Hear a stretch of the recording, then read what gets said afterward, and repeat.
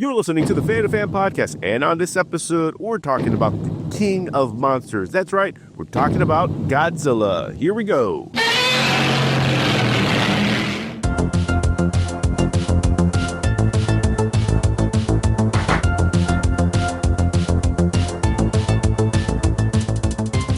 All right, folks, welcome back to the Fan2Fan Podcast. I'm one of your hosts, Bernie Gonzalez. With me, as always, fellow co-host Pete Charbonneau, and we decided to bring along a hashtag Fan2Fan Stranger Friends All-Star to our Monster Island party, John Zemski. John, welcome to the podcast. I figured out, it's been a while. It's been a little bit of time. Yeah. We've been traveling our Monster Mania. We've talked about Universal Monsters. So we went back to black and white Transylvania. We went to the Atomic Age, scoured the Southwest vistas with a bunch of large iguanas and radiated insects. We talked about kaijus and cryptids. But if we're going to talk about monsters, we got to talk about the king of the monsters. We got to talk about Godzilla.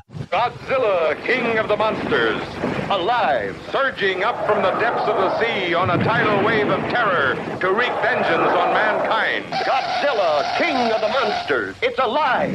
A gigantic beast, Stalking the earth, crushing all before it. in a cyclonic cavalcade of electrifying horror. Raging through the streets on a rampage of total destruction. Godzilla, king of the monsters, Incredible titan of terror. wiping out a city of 6 million in a holocaust of flame. Jet flames cannot destroy it. Bombs cannot kill it. All modern weapons fail. Is this the end of our civilization? Can the scientists of the world find a way to stop this creature?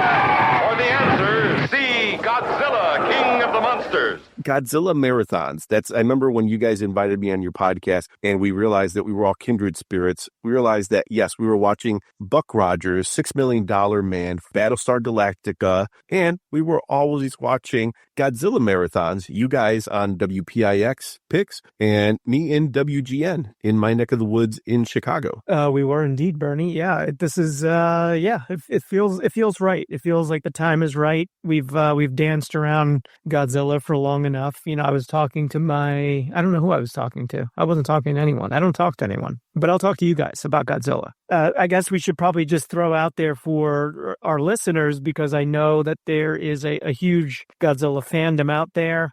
People that know their Godzilla inside and out. A little icky with the inside there, but everyone, people are completists as they want to be. For those of you that are so steeped in Godzilla's history with Showa era and all the eras, you might want to listen elsewhere, because we're not taking that deep a dive on it. This is kind of just our childhood memories of more of the skewing towards the 70s goofy Godzilla era. I think that we'll be talking about. We'll probably touch on some of the other ones and some of the more recent ones, including Godzilla -1, maybe Shin Godzilla a little bit. But just want to prep everyone that we are not experts. We don't pretend to be experts, but we do play them on TV. I'm just a fan. Somebody brought up Shin Godzilla to me, and I'm like, I love the whole thing. The elbow Godzilla, the shoulder Godzilla. Your full limb. Elbows, knees, and toes, John. That's John Zemski right there.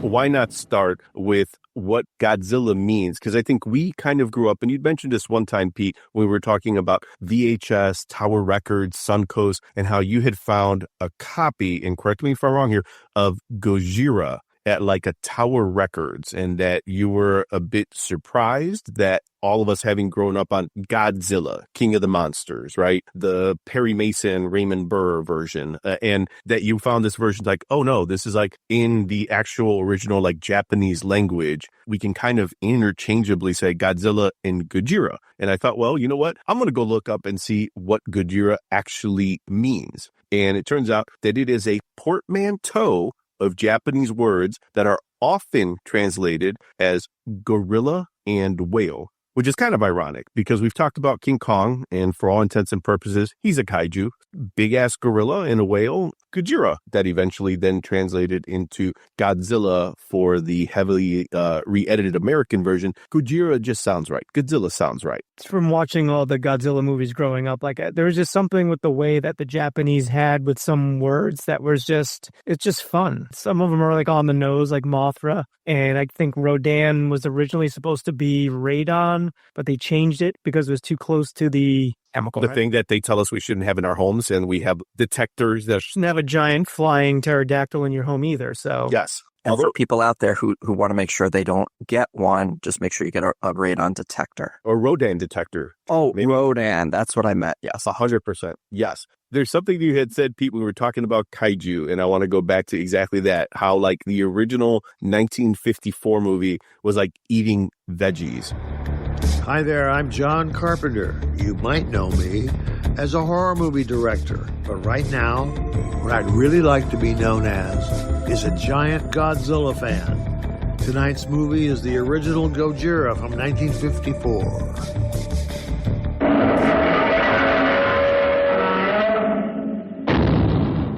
Gojira has a mood that all the other movies didn't have.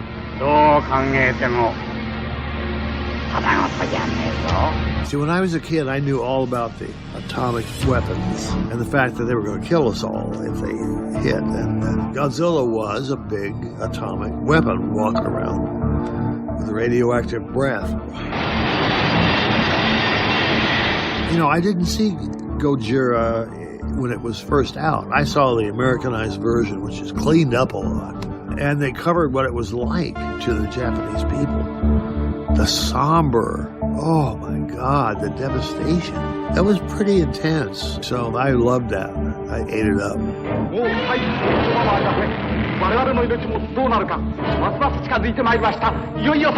It was somber. It was obviously rooted in themes of World War II, our atomic bombings of Hiroshima and Nagasaki.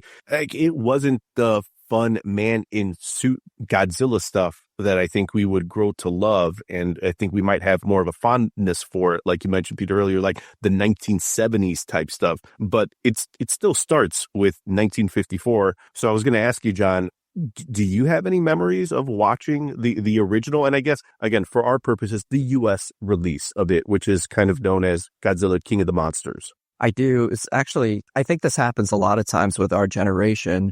With movies that are older, we kind of catch the things from our generation or some of the newer things because that's what's being shown more often. So I saw more of the 60s, 70s Godzilla movies, especially the ones where he was, quote unquote, the good guy or sometimes indifferent. So it was just, I think I was a little bit older when I actually saw the original, maybe in my 20s or something like that. I don't remember as much about it other than what you said, that it was a little more like somber and a little bit more of like a straight story, if I remember correctly. And it had like the dubbed altered dialogue. It had Raymond Burr there.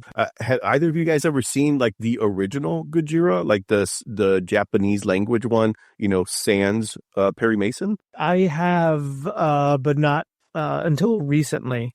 Again, as a kid, like, you know, watching it dubbed, you knew like that it was dubbed, but you kind of just went with it because that's at the time, growing up in the 70s and 80s, that's really all that we knew. Like, we didn't have, like you mentioned, we didn't have access to the original versions. I don't even know, other than, being in my late teens, early 20s and stumbling upon something, a re-release or something that came out of Tower Records, there would have been no way that we would have had access to the original ones. So again, I have not done a deep dive, but as the mood has struck me, I've kind of gone back and watched a couple of the Godzilla movies that are not being dubbed, and it's interesting because, you know, some of the 60s and 70s ones that started to get really goofy still had, you know, a relative serious tone up until a point. And so if you watch the originals and you watch it with subtitles, you get a much different experience, I think, than some of the dub stuff, because just the dubbing in and of itself got kind of goofy with like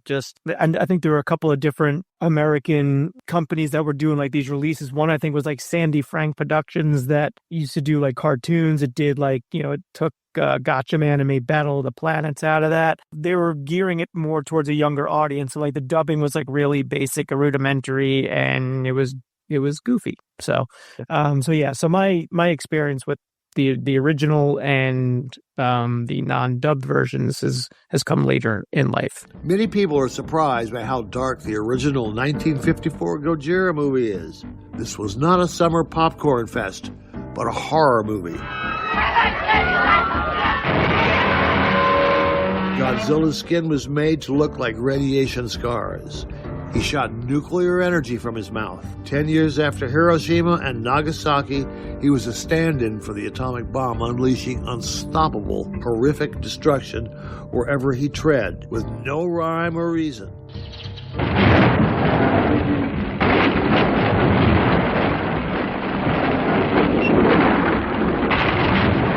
Awakened by the nuclear testing, overpowering the Japanese army, and only defeated by a human sacrifice and a horrific weapon, this film didn't stray from its monster impact. I'm glad you brought up Battle of the Planets, because that is part of like that. I don't even know what to call it. I don't want to say like a hack job, because we grew up on those hack jobs. Battle of the Planets, Robotech, later in the 90s when like Power Rangers became like a huge thing. And then they were essentially like cannibalizing the footage from, I think it was like Super Sentai or some of those shows, and then obviously adding the American actors, so that way it would kind of they could reuse the most expensive footage with the special effects, with the costumes, with the monsters. Godzilla is actually part of that tradition, re-editing and reusing. If there was a Godzilla marathon on, again, I'm bringing myself back to my younger self, and it was like, yes, it was cool to see Godzilla on screen, but fun ones were when like Mecha Godzilla shows up and destroy all monsters, where they basically took every suit that they had up until that point and chucked them all into one movie. That was just kind of like, okay, I'm like, well, this is tailor-made for a 10-year-old kid. I don't personally have like a BG and an AG, like a before Godzilla, after Godzilla. Like I can't remember a time of my life before Godzilla like came into it. Like it just seems like Godzilla was always there. Like Star Wars, I can pinpoint to where I was when it first came on my radar, when I first saw it. But like Godzilla, for me, seems like it was just always there from my earliest memories. I don't know if you guys feel the same way or if you have a different experience. That's an interesting point. There are a few things in life, like I've never thought of that aspect before. Like I definitely have that feel of, as young as I could remember, Godzilla was like on TV. Same thing for like James Bond. Like I just feel like it was always there, and it was in a way, but because of the access we had and because of growing up on Long Island, we would get that run of Godzilla movies. And now the Godzilla-thon begins. He's mean, green, and making the New York scene with 4 of his favorite films. Starting with Godzilla's Revenge. He doesn't get mad, he gets even.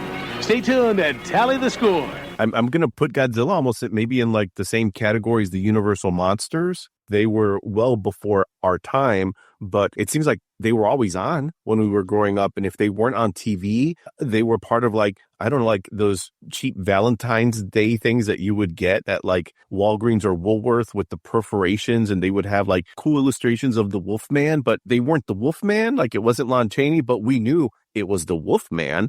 Godzilla was kind of like that. Like Dracula was everywhere. He'd always been there. So was Godzilla. It was such a formative part of like my imagination. And I think for kids who grew up around the time we did, there's definitely a period in your life where you are convinced that Godzilla is real, a monster island is real. Even if, part of your brain knew you're watching a monster movie with what looks like rubber suits or something, it was just real enough. And also that, we didn't have as much of that technology just yet to really be tricking you so that you could look at one thing versus another and say, this is definitely real. This is not kind of like Land of the Lost. There's also something about that idea of like dinosaurs are always cool. Dinosaurs were always part of like my toy chest. It was G.I. Joes and toy soldiers, and they would fight a Tyrannosaurus Rex, and like maybe the scales never matched up, but the dinosaur toys were always a little bigger, and Godzilla was just like that on steroids. He just kind of fit. It would be something that was toyetic. KGW and TV 49.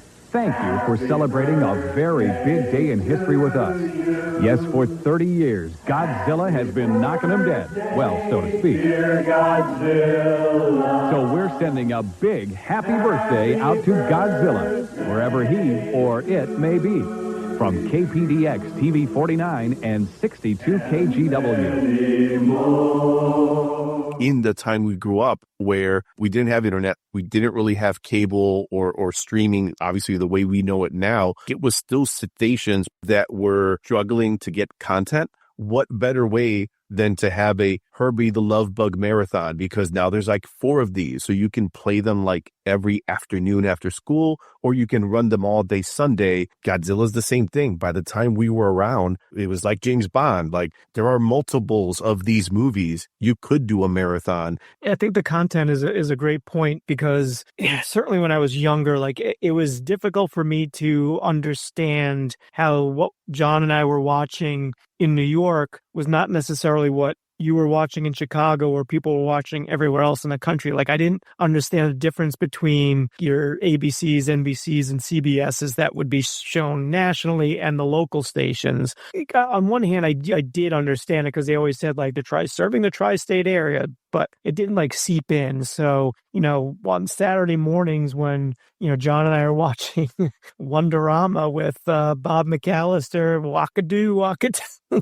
Like, I don't know if that was shown across the country, but like I have, but I assumed that it was. I'm like, oh, Wonderama. And people are like, what the fuck are you talking about? Like, oh, this. I got hit with this one big time as an adult where my wife would be like, that did not exist. Brought up the Magic Garden. You've never seen the Chuckle Patch, the Story Box? I thought everyone was seeing this. It was very disappointing to me. All of that just sounds X-rated, John. I don't know how I know it's wholesome content.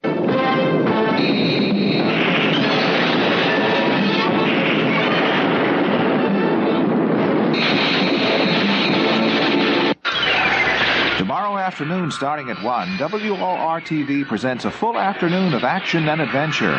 Jack Palance stars in Godzilla vs. the Cosmic Monster, followed by Godzilla vs. Megalon, and then Godzilla takes on the Smog Monster. The other thing, too, I was going to say about the Godzilla movies we grew up with, because there were a few of them at that point, yes, they could do marathons and like programming blocks, but you guys have talked about this too before. They would almost use them for events. You could have a Thanksgiving Day where there could be King Kong movies, kaiju movies, Godzilla movies. I think that's hysterical because I swear they did something with King Kong versus Godzilla, like the original one, for some event. A lot of these movies, I used to be so psyched around holiday time because they would do a run of them. And I remember specifically them showing Mighty Joe Young a lot because that was like my father's favorite. They would kind of build up with Mighty Joe Young, King Kong. You get the Godzilla verses and stuff like that. That was the Thanksgiving in New York deal, that like Thanksgiving Day, it must have been football alternative programming at the time. Yeah, it was definitely the run of King Kong movies and Son of Kong, Mighty Joe Young, and they might have thrown King Kong versus Godzilla in there. I don't remember that, but that's entirely possible. This might have been a national event, and I don't remember it specifically. I remember it like tangentially, but like in this, I want to say late 70s or very early 80s, John Belushi hosted a Godzilla marathon that I want to say was in prime time, but he was doing like skits. Someone had done up like a Godzilla costume that he was like, I think, playing off against. But from where we grew up, like Godzilla was always like the Saturday early afternoon creature feature that they would show. Occasionally you'd get like the Godzilla marathon during the week in the school year. So like you get home from school, 4:00 comes around and, all week long you've got something. But that one was like, they hyped it up. And I don't know if it was a New York thing or if that was national or not. I looked it up. It's John Belushi, 1977. They aired a 48-minute heavily edited version down from like 80 minutes of Godzilla versus Megalon in prime time. And Belushi appeared in skits wearing a Godzilla suit to fit the comedic low-budget tone of the broadcast. Yeah, if you just want to watch the Godzilla parts, you could probably edit it down to a tight 8. Hey, kids! The fantastic fire monsters are coming! Mighty Gigantus crushing whole cities in its wrath! Deadly Angurus screaming its challenge of battle to the death! They're out to destroy each other, but first they'll destroy the world! Look out for Gigantus the Fire Monster! Okay, so there's one that I wanted to just briefly mention, not because I think any of us will have a fondness for it, and it is Godzilla Rides Again. Because again, like looking at it. Rides again? Oh, sorry. Godzilla Raids Again. That horse is still suffering.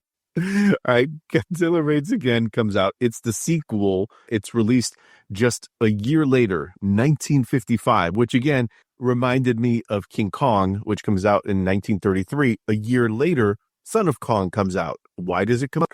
Money, money, money. Because the producers are like, people want to see this movie. I guess we're going to hurry up and make a sequel. So they make Godzilla Raids Again. It's kind of wild to me that second Godzilla movie and then the third is Godzilla versus King Kong. Like when I was a kid, I would not have guessed that. I figured like King Kong comes along like well into Godzilla's screen history, but it was like the third one. Friday afternoon at 1, a submarine collides with an iceberg, and guess who's released? Yes, Godzilla. Once again, the fate of Tokyo is in question, and only one thing can stop him from destroying the entire city. King Kong. Watch these two beasts battle it out. Has Godzilla met his match? Will King Kong go out on a limb to save Tokyo? Place your bets on the grudge match of the year. King Kong versus Godzilla. A special presentation, Friday afternoon at 1 on Channel 9. And that one came out 7 years after Godzilla Raids Again. So that was like a pretty big dormant period. I did look up. I was like, there's been 38 total Godzilla films, 33 Japanese Toho films, and 5 American films. So wow. If you really put them up to like all the franchises that we've grown up with, Star Wars, Star Trek, Planet of the Apes, James Bond, like you mentioned, John, Godzilla's lapping all of those. Oh, for sure. And, I think for all the, mockery that era of Godzilla films get, I think it's worth noting a lot of the people that were putting them together had like serious credibility in Japan. Like Inishiro Honda was a well-respected director. Tsuburaya did the special effects. He was also very well-respected. And Ikefube, who did the score. I mean, the Godzilla March score is still like, it's amazing. It's amazing. Like when that thing kicks in any Godzilla movie, like, you're back to being 5 years old and like jumping up and down on your couch. At least I am.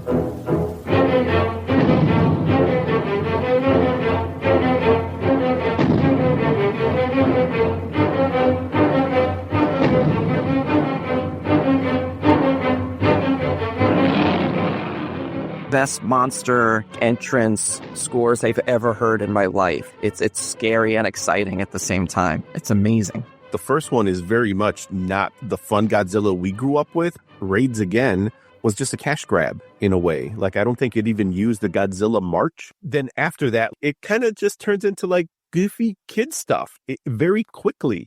King Kong versus Godzilla. That's also kind of a cash grab. Toho saying, how do we legitimize our creation? Let's have them fight King Kong. I think it's tough to maintain that somber, reflective tone. Gamera did the same thing. Like the first Gamera movie was very serious, and then it quickly became Gamera's the friend of all children, and then like the Gamera theme, and the kids are singing, and it's just like completely goofy. And Godzilla really followed the same pattern in a lot of ways. And I think it's just tough. I'm like, if all the movies that they produced were of the same tone of the original Gojira, I don't think we'd be talking about it on the podcast right now. I think the series might have gone for a little bit and kind of just, run its course. But there's just something about how they kept reinventing Godzilla, and how he slowly turned from being the bad guy to the good guy. And then I think in later years, he's indifferent, like he's kind of like chaotic neutral, and he's not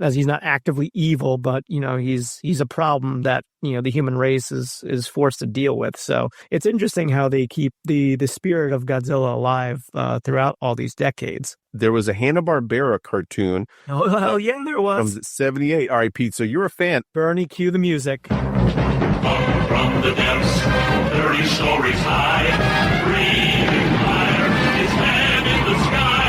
Godzilla, Godzilla, Godzilla, and Godzooky.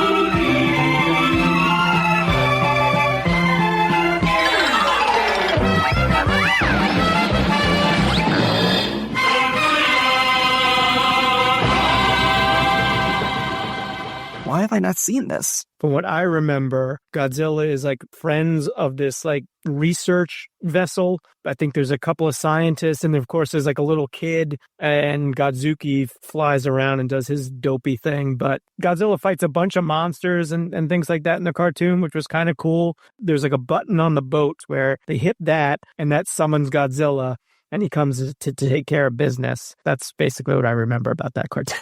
Yep, NBC Saturday morning cartoon kind of stuff. The one thing, though, that I do remember more clearly is the Godzilla King of the Monsters Marvel comic. That was in the late 70s, probably, Pete, the same newsstand checkout where you were picking up your Star Wars comics. Yeah, probably. I'm surprised I didn't collect more than one issue, and I can't remember which one I had. It's so long ago. Now, Godzilla! Godzilla! You can pretend Godzilla turns a mighty castle into a pile of sand. Go do it, Godzilla! You control Godzilla's ugly tongue. You can make him stomp, pound his tail, pretending he strikes it all in his way. You can launch Godzilla's claw for the final blow. We did it! What will Godzilla do next? It's up to you. Godzilla with a claw that launches, some assembly required, from the Shogun Warrior collection by Mattel. Do you guys remember the Shogun Warriors? Oh, yeah. And I should have mentioned this before. So I don't know, my parents did not buy me a lot of stuff. So it's going to make me sound like a rich kid. But really, one year, my dad must have hit the lottery or something, or hit the slots. I got the giant plastic Godzilla and the giant plastic Shogun Warrior, and I don't know how. I asked for it. They were the size of a small child. When I see them now, I feel like they were also incredibly fragile. Well, he had a little lever in the back of his neck, and as you flip that down and up, the fire would come in and out of his mouth, which really looked like a tongue that was on fire. The problem was they didn't, really make that lever sturdy, so that thing broke immediately. So when people are looking for the vintage toy of value now, it's the one that did not break off, which is impossible because who didn't beat the crap out of that? The Shogun, for some reason, was a little bit, it was put together a little bit better than that. But the Godzilla had a launching fist, though. That was wild to me. All of a sudden, his fist just flies off of his hand. I'm to this day jealous that John had that toy, because that was the top of my toy list when I was a kid. And I distinctly remember, oh boy, I used to be such a good Catholic boy. This might have been for my communion. I got some money. And so my dad took me to Toys R Us, and it was basically the free for all. You got X amount of money to spend. You got 20 minutes to run through the store and get whatever you can for this amount. I had it in my hands or under my arm because the box was huge. But that was one of the things that I had. I was so excited. And then my dad's you can't get the Godzilla toy. I'm like, why not? He's like, your brother's afraid of it. You kidding me? My consolation prize was that I got the Marvel Treasury edition of the Star Wars comic book. Before I get any rich kid hate mail, I just want to mention that another year I kicked the soccer ball that I got for the holidays into the thorn bush. The first kick just completely punctured. I showed it to my dad, and he was kind of like, sucks to be you. And I'm not kidding. That was the end of that. Did you put your Godzilla, John, on your Red Ryder wagon, wheel it past Pete's house, and also say sucks to be you? I was too busy hiding in my basement, ashamed of my yellow banana bike. So, there was not a whole lot of, I wasn't doing a whole lot of taunting. There was also, what I did have was, there was a Godzilla record that I think had artwork from the Marvel comics, but I think there were 2 original stories on it. And I love that thing. I listen to that all the time. Godzilla, a prehistoric monster born in the modern world. Some say a friend, some say foe. And where will he surface next? Our story begins in the fabled Bermuda Triangle.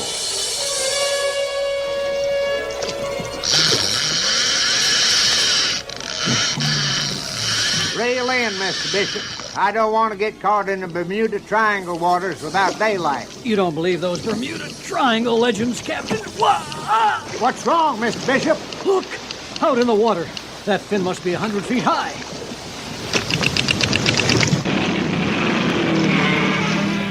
There's one where he fought some other creature, and then the other story was him basically battling a bunch of aliens that were hiding in Lake Michigan, and he had to, save the planet from those knuckleheads, and he does. Is that when he sings? When does he sing? on the record. Oh, that was like the deleted B-side. That's right. I've got some trivia that I wanted to share with you guys. Talking about the movie and Godzilla raids again. So when it was first coming to America, the producers were going to call it the Volcano Monsters. Toho shipped suits, a Godzilla suit and Anguirus suit, to America, so that way if they wanted to shoot extra scenes, and according to like lost kaiju history, those suits were lost. They got lost? If I had a Godzilla suit, my daughter would hate me even more because she's a teenager, and I'd be wearing that when her friends come over. The boat, finding the location of Godzilla, the oxygen destroyer, all these had been accomplished. What the? Serizawa insisted upon helping Ogata place the weapon.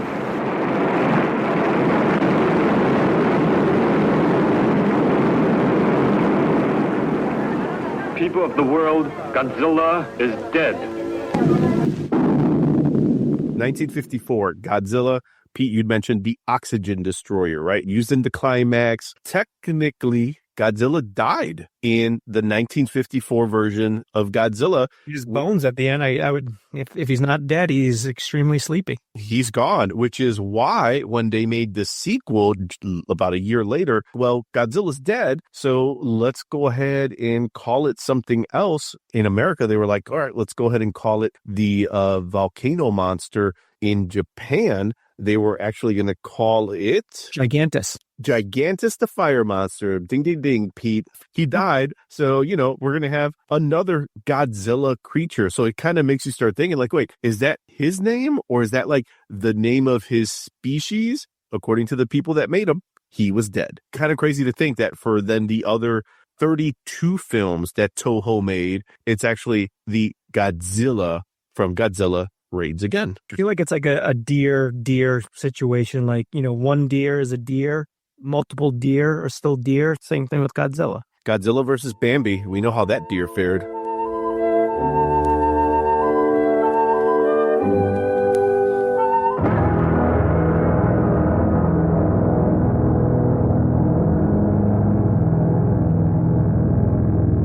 So early on, I'm not sure how to pronounce it, Tsuburaya, who worked on the special effects for Godzilla, he was actually exploring a stop motion technique that was inspired by King Kong. But too time consuming, budget was going to be too tight, it wouldn't work out. But in some ways, I feel like this is a little bit of like the happy accident, because the one that we like the most is what I found is a term, I'd never heard it before, suitimation. Putting the actor in the rubber monster suit and basically putting the miniature city sets around it. Stop motion didn't work. I don't know what a stop motion Godzilla would have looked like, especially with admittingly lack of time and budget to pull it off. I don't know if I'm going to be able to move past suitimation. I'm thinking about the Merriam-Webster people sitting in a room throwing around ideas of terms. I'm tapping out. It's suitimation. Let's go home. Did you know that the original 1954 Godzilla suit was incredibly heavy and cumbersome?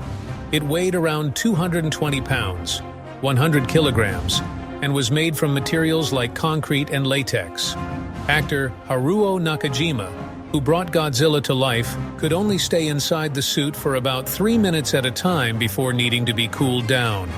Despite these challenges, Nakajima's performance helped establish the enduring legacy of the Godzilla character. We got to give credit to the guy in the suit. Haruo Nakajima, he portrayed Godzilla in 12 Godzilla films, from 54 to 72. It's amazing. I didn't know that. I would have assumed just a couple in the beginning. That's amazing. That's what I thought too, because I was like, oh, so there was some guy who was in there that consistently. The fact that these suits, I guess, weighed over 200 pounds. They're under like hot studio lights. It's got to be incredibly uncomfortable. You're also probably very limited in your movements because there are train sets to your left foot and then Hot Wheel cars to your right that people have spent a lot of time putting together. There's a lot of effort to make it look right, to light it right. So Haruo Nakajima, thank you. Right from its first scene, Gojira wasn't fooling around, as a monster or as a film.